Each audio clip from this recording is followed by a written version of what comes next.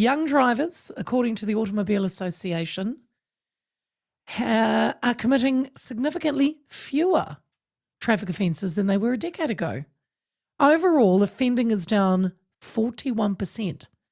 Drink and drug driving offences have also fallen by 58%. And seatbelt violations have dropped 52%. Big numbers, really.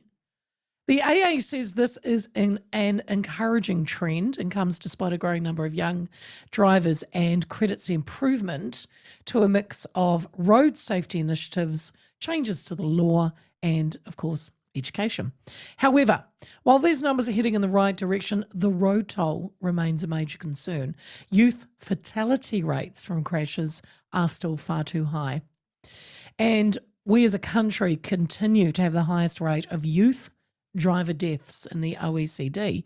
Crashes involving young drivers result in about 90 deaths and 600 serious injuries every year. And it's not just the crash stats. Dangerous driving behaviours are still a big issue.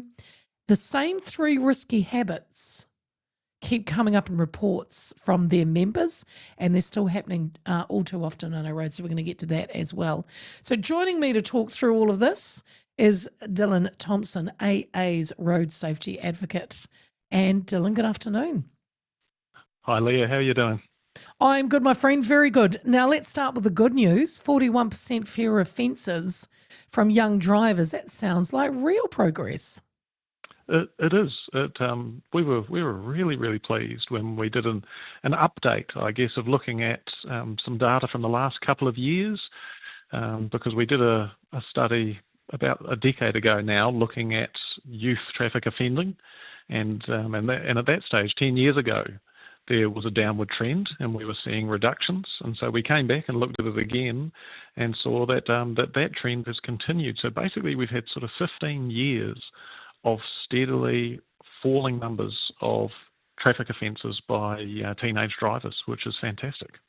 And in that, we've seen a big drop in drink driving. Great stuff. Seatbelt offences among young people. They're finally putting their seatbelts on.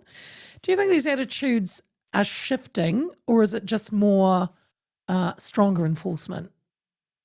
Well, we know that there's definitely been a very high level of enforcement the last couple of years. The police have really stepped up around alcohol enforcement and speed in particular. So, when we looked at the data, we checked with the police to make sure that, these figures, it wasn't because the way things were being reported or counted had changed or anything like that. So definitely we are confident that what we're seeing is actually changes in behaviour, and that a bunch of our younger drivers are taking less risks. Obviously it's never perfect, and there's still some people doing things that we really don't want to see. But in general, we think that more young people are following the rules and not taking risks than in the past. That is great. Long may that continue. But what is interesting though, where the offences might be down, but youth road deaths are still high. So what's going on there? Yeah, there has been some improvement from a decade ago. So we have seen some reductions, which is good. But what it says to us essentially is that enforcement is important and it's one piece of the puzzle, but it is not going to be the sole solution to us trying to actually have less people crashing, less people hurt, less people killed from crashes on our roads. And that's why we think that the government is currently looking at changes around our driver licensing system. Yeah. And we are supportive of some of the changes that they're looking at, which are around, changing to a zero alcohol limit for anybody on a learner or a restricted license, and kind of more consequences for people if they do break the rules while they're a learner or a restricted driver. We think those are good things. But if we're actually serious about trying to make a real improvement in our road safety, then we also need to look at changes to get people to actually do more practice, spend more time learning, developing skills, and so they're just better prepared drivers as they start heading out on our roads. And that's what we Yeah. kind of think is missing currently. Yeah, I want to look at those because you've talked about, there's a couple here. You've talked about extending the learner license period and how, refresh my memory, Dylan, because I've been driving for a billion years. How long does it take at the moment if you go through all the stages? Well, at the moment, if you can start from your 16th birthday, getting a learner's license, and then you have to have a learner's license for at least 6 months. So our minimum period at the moment is 6 months before you can look at sitting your restricted license test.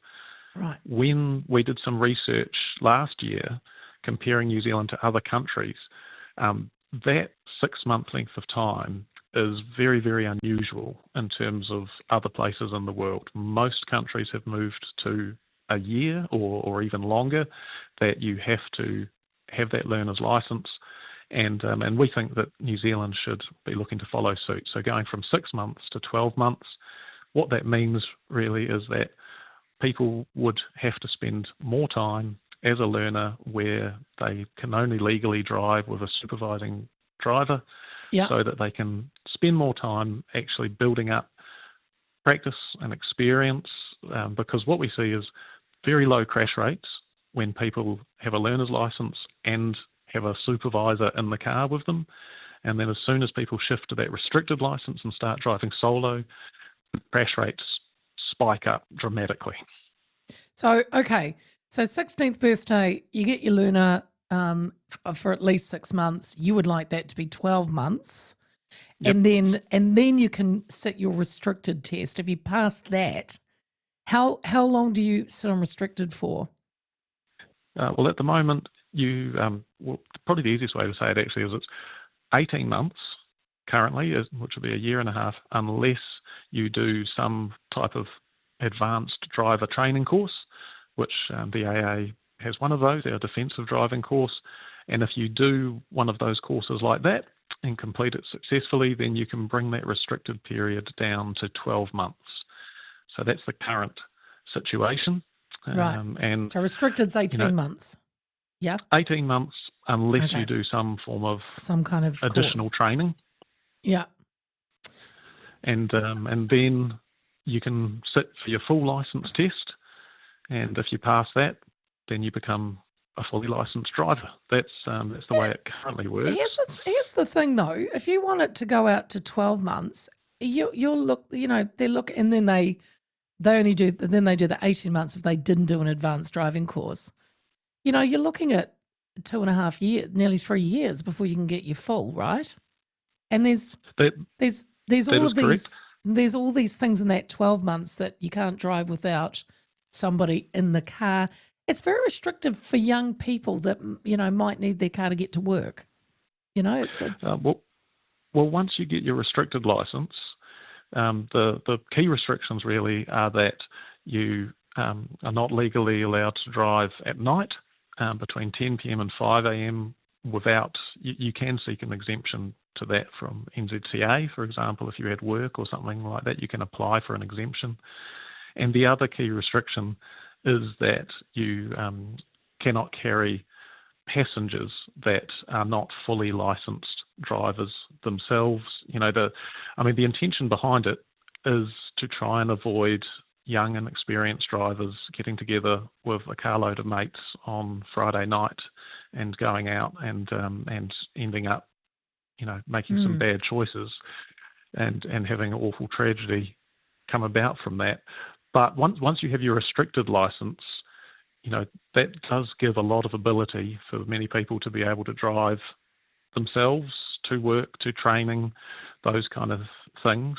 And so, we feel that 12-month period, which would mean you would be 17 when you would be looking at your restricted license and starting to drive solo, the benefits from actually having safer young drivers, trying to bring down that high crash rate, is going to be worth it for making those changes as a country. The real world terms, if we got our crash rate down to the same as Australia's for our young people, 20 less young New Zealanders dying every year. That's the real world difference we're talking about.